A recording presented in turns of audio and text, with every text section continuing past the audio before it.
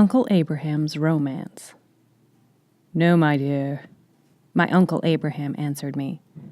"No, nothing romantic ever happened to me, alas. But no, that wasn't romantic either."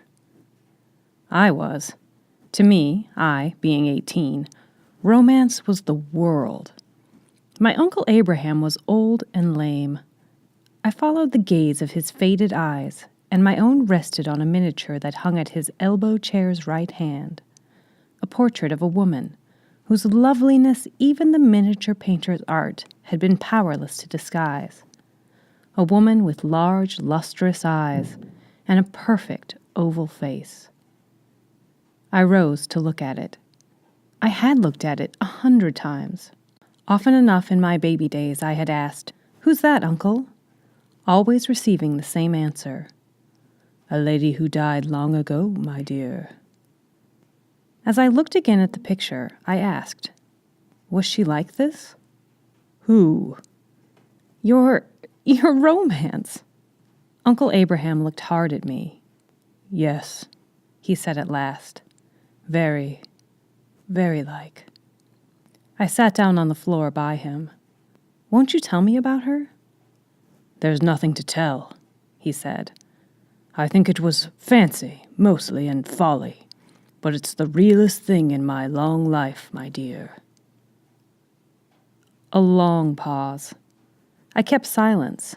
Hurry no man's cattle is a good motto, especially with old people. "I remember," he said in a dreamy tone, always promising so well to the ear that a story delighteth. "I remember when I was a young man. I was very lonely indeed. I never had a sweetheart. I was always lame, my dear, from quite a boy, and the girls used to laugh at me." He sighed. Presently, he went on. "And so I got in the way of mooning off by myself in lonely places, and one of my favorite walks was up through our churchyard, which was set high on a hill in the middle of the marsh country. I liked that, because I never met anyone there. It's all over, years ago. I was a silly lad, but I couldn't bear of a summer of evening to hear a rustle and a whisper from the other side of the hedge, or maybe a kiss as I went by. Well, I used to go and sit all by myself in the churchyard, which was always sweet with thyme and quite light, on account of its being so high. Long after the marshes were dark, I used to watch the bats flitting about in the red light, and wonder why God didn't make everyone's legs straight and strong, and the wicked follies like that. But by the time the light was gone, I had worked it off, so to speak, and could go home quietly and say my prayers without any bitterness. Well, one hot night in August, when I had just watched the sunset fade and the crescent moon grow golden, I was just stepping over the low stone wall of the churchyard when I heard a rustle behind me. I turned round, expecting it to be a rabbit or a bird. It was a woman. He looked at the portrait. So did I. "Yes," he said, "that was her face. I was a bit scared and said something, I don't know what. And she laughed and said, did I think she was a ghost? And I answered back. And I stayed talking to her over the churchyard wall till it was quite dark, and the glowworms were out in the wet grass along the way home. Next night I saw her again, and the next night and the next. Always at twilight time, and if I passed any lovers leaning on the stiles in the marshes, it was nothing to me now." Again, my uncle paused. "It's very long ago," he said slowly, "and I'm an old man, but I know what youth means and happiness, though I was always lame and the girls used to laugh at me. I don't know how long it went on. You don't measure time in dreams.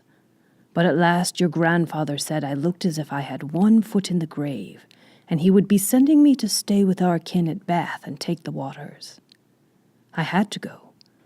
I could not tell my father why I would have rather died than go." "What was her name, Uncle?" I asked. "She never would tell me her name, and why would she? I had names enough in my heart to call her by." Marriage? My dear, even then I knew marriage was not for me. But I met her night after night, always in our churchyard where the yew trees were and the lichened gravestones. It was there that we always met and always parted. And the last time was the night before I went away. She was very sad and dearer than life itself. And she said, "If you come back before the new moon, I shall meet you here just as usual. But if the new moon shines on this grave and you are not here, you will never see me again any more." She laid her hand on the yellow lichened tomb against which we had been leaning. It was an old weather-worn stone, and it bore the inscription, Susanna Kingsnorth, obit 1713. "I shall be here," I said. "I mean it," she said with deep and sudden seriousness. "It is no fancy. You will be here when the new moon shines?" I promised, and after a while we parted. I had been with my kinfolk at Bath nearly a month. I was to go home on the next day when, turning over a case in the parlor, I came upon that miniature. I could not speak for a minute. At last I said with dry tongue and heart beating to the tune of heaven and hell, "Who is this?" "That?" said my aunt. "Oh, she was betrothed to one of our family many years ago, but she died before the wedding. They say she was a bit of a witch. A handsome one, wasn't she?" I looked again at the face, the lips, the eyes of my dear and lovely love, whom I was to meet tomorrow night when the new moon shone on that tomb in our churchyard. "Did you say she was dead?" I asked, and I hardly knew my own voice. "Years and years ago. Her name's on the back and her date." I took the portrait from its faded red velvet bed and read on the back, Susanna Kingsnorth, obit 1713.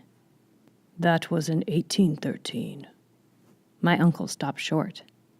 "What happened?" I asked breathlessly. "I believe I had a fit," my uncle answered slowly. "At any rate, I was very ill." "And you missed the new moon on the grave?" "I missed the new moon on the grave." "And you never saw her again?" "I never saw her again." "But, Uncle, do you really believe? Can the dead... Did you..." My uncle took out his pipe and filled it. "It's a long time ago," he said. "A many, many years. Old man's tales, my dear, old man's tales. Don't you take any notice of them." He lighted the pipe, puffed silently for a moment or two, and then added, "But I know what youth means, and happiness, though I was lame and the girls used to laugh at me.